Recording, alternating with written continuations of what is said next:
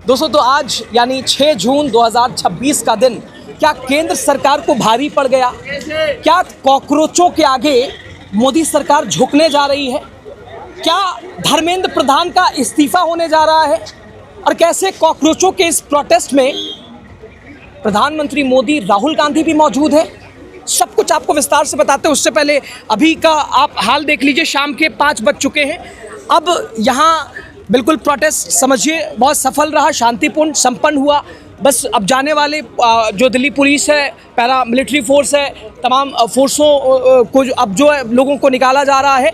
फिलहाल की स्थिति देख लीजिए, बैरिकेड्स वगैरह जैसे थे सुबह से अभी तक दिखाई दे रहे। अब लास्ट मोमेंट पे एक भाई मुझे ऐसे मिले या मैंने जिन्हें ढूंढा है, आप देखिएगा, समझिएगा कि क्या प्रधानमंत्री भी इसमें है, क्या राहुल गांधी और भी बहुत सारी हस्तियां कॉकरोचों के साथ हैं। कैसे सब कुछ विस्तार से समझिए, बने रहिए लास्ट तक हमारे। उससे पहले कुछ ये देख लीजिए, क्या नाम हुआ आपका? विष्णु प्रसाद गुप्ता। विष्णु प्रसाद जी, क्या आपकी समस्याएं हैं? ये लिख लाख के देश का प्रधानमंत्री भी कॉकरोच है, फर्जी डिग्री लेकर जो सत्ता में बैठा है, सूर्यकांत का ऐसा कहना है। ये कहाँ से आप निकाल लाए अलग तरह का बयान? जस्ट सूर्यकांत जी ने नौजवानों को जो कॉकरोच के बारे में बोला था, बाद में सफाई दिया तो इन्होंने कहा कि फर्जी डिग्री वाले कुछ और लोग भी जो हैं वो कॉकरोच हैं। अच्छा। तो मैं सरकार को बताना चाहूँगा कि फर्जी डिग्री लेकर नरेंद्र मोदी भी सत्ता में बैठा हुआ है। अरे ये तो गजब का तर्क है भाई, ये तो गजब का तर्क दे रखा है। ये भी कॉकरोच है। जब देश की जनता, देश का नौजवान, 22 लाख नौजवान बच्चों के साथ, जिंदगी के साथ खिलवाड़ हो जाता है। दर्जनों हिंदू भाई बहन की बेटियां आत्महत्या कर लेती हैं। क्या इनका गुनहगार नरेंद्र मोदी है? क्या धर्मेंद्र प्रधान का इस्तीफा लिया जाएगा? इनका गुनहगारों को सजा नरेंद्र मोदी के अंदर औकात है जो धर्मेंद्र प्रधान को बर्खास्त करके दिखाया जा सके। आपका नाम और गुस्सा किस बात से है आपका? नरेंद्र मोदी से गुस्सा है क्योंकि ये फर्जी डिग्री लेके सत्ता में काबिज है और नौजवानों को, जो पढ़े लिखे नौजवान हैं, इनको कॉकरोच बोल के संबोधित करवा रहा है अपने जज साहब से, सूर्यकांत से। प्रधानमंत्री को सबसे बड़े प्रधानमंत्री फर्जी है, ये डिग्री लेके फर्जी बैठा हुआ है। इसके शासन में ये गुजरात से दंगे करवाते हुए भारत में आया हुआ है। आज के प्रोटेस्ट से कुछ कान पे रुई भी गूंजी। सरकार बड़ी ये है, घमंडी है, इसको कोई फर्क पड़ने वाला नहीं है। मीडिया के सामने भाजपा के केंद्रीय मंत्री, प्रधानमंत्री अभी भी मीडिया के सामने मौन बैठे हुए हैं। इस वक्त का माहौल देखिए, लगातार ऐसे ही सारे युवा, तमाम चूंकि देश के ये यूथ पावर देश ने उसे भी आज देखा। भाई आपका नाम? विकी जैदी। विकी जैदी भाई, आप भी यूथ पावर एक तरह से, यानी सवाल ये कि क्या फ़र्क पड़ा? आज का इम्पैक्ट कुछ गया सरकार तक? क्या एक्शन होगा?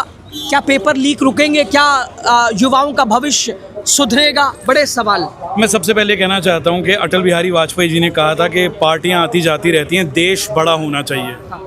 किसी भी पार्टी से बड़ा देश होता है। तो यहाँ पर हम सब लोग, चाहे बूढ़े हों, जवान हों, बच्चे हों, सब इसीलिए खड़े हुए हैं क्योंकि अब अति हो गई है। कोई सुनवाई नहीं है। आज ये लोग यहाँ, इनको आने की ज़रूरत क्यों पड़ गई? जब किसी परिवार में किसी बच्चे की बात नहीं सुनी जाती तो वो पड़ोसी को जाके बताता है। इसी तरीके से जब 1 महीने से और 12 साल से बहुत सारे मुद्दे ऐसे हैं जो गवर्नमेंट से पूछे जा रहे हैं, गवर्नमेंट कभी एंटी नेशनल, कभी गद्दार, कभी कॉकरोच बोल देती है उन लोगों को। बच्चे यहाँ पर सुसाइड कर रहे हैं, 60 से ज़्यादा नीट पेपर्स लीक हो रहे हैं। तो इसके लिए रिस्पॉन्सिबल कौन है? क्यों नहीं अकाउंटेबिलिटी ली जाती है? और आज ऐसी नौबत क्यों आ गई कि हज़ारों लाखों लोगों को यहाँ पर आना पड़ गया? तो डेफिनेटली चेंज तो आएगा ही, क्योंकि एक बूंद से तो शायद सिर्फ एक बूंद होती है। जब इतनी बूंदें किसी दरिया में गिरेंगी तो दरिया बन जाएंगी। सरकार से जवाब की बात कर रहे हैं, मोदी सरकार जवाब देगी। और शिक्षा की बात, उनसे शिक्षा का लेना देना भी है इस सरकार से। देखिए, मैं किसी सरकार को सही या गलत नहीं कहता हूँ, कमियाँ सब में होती हैं, मगर ये देश बड़ा होना चाहिए। इस देश का युवा कल इसका भविष्य बड़ा होगा। ये देश आज की डेट में ईरान जैसी कंट्री एंटी बैलिस्टिक मिसाइल्स बना रही। क्यों? क्योंकि उनके युवा 96% लिटरेसी वुमेन की है। अगर लिटरेट युवा को हम देखेंगे तो वो यहाँ का युवा हिंदू मुसलमान, मंदिर बनाना ना, मस्जिद बनाना ना, देश की सरकार बना रही है तो नौकरी क्यों मांग रहे हैं भाई? मंदिर है, मंदिर चाहिए, मस्जिद चाहिए, खुश रहिए। डंका बज रहा है विश्व में हमारा। ऐसा होता है, घर का मुखिया जिस तरह का माहौल देता है ना घर को, उसी तरह से घर की चाय बनती है। अगर कल इन सब मुद्दों से आप हटा के सिर्फ देश की नौकरी, वुमेन सिक्योरिटी के बारे में बात होगी ना, इंफ्रास्ट्रक्चर के बारे में बात होगी, डेवलपमेंट के बारे में बात होगी, और वो बात जब रियल होगी तो देश का युवा उन चीज़ों में लग जाएगा। आप गोदी मीडिया 24 घंटे अगर 12 साल से इसी चीज़ में लगाएगा तो आपस में नफरत फैलेगी। अगर इस नफरत को 12 घंटे में सौहार्द में बदल दिया जाएगा तो यही सौहार्द हो जाएगा, हमारा युवा, हमारा देश एक हो जाएगा और हम आगे बढ़ेंगे। ये विडंबना है दोस्तों, देश का युवा आज जंतर मंतर पर था और देश का चौथा पिलर आंख बंद, कान बंद, जबान सिली। अच्छा, शुरू में मैंने आपको बताया कि इस प्रोटेस्ट में कॉकरोचों के साथ प्रधानमंत्री और नेता विपक्ष और बहुत सारी हस्तियां कैसे हैं। अब जल्दी से ये समझ लीजिए, क्योंकि मेरे साथ जो भाई हैं, अलग सा टैलेंट है भाई के पास। कैसे, अगली आवाज़ अब भाई की सुनिएगा। राहुल गांधी प्रधानमंत्री कैसे मौजूद है, जरा देखिए, सुनिए आप। दोस्तों, अगर यहाँ पर मोदी जी आते और उनको कॉकरोच पार्टी से कुछ कहना होता तो वो यही कहते हैं। मित्रों, भाइयों और बहनों, आप लोगों को आज ये बताना चाहता हूँ, मित्रों, मैं इस कॉकरोच पार्टी के ऊपर एक मेलोडी का पैकेट डाल दूंगा और सारे कॉकरोच मेलोडी में लग जाएंगे और मैं मेरा मतलब है मेलोडी में लग जाऊंगा और हम सब मिलके कहेंगे कि मेलोडी इतनी चॉकलेटी क्यों। राहुल गांधी इसमें होते क्या कहते?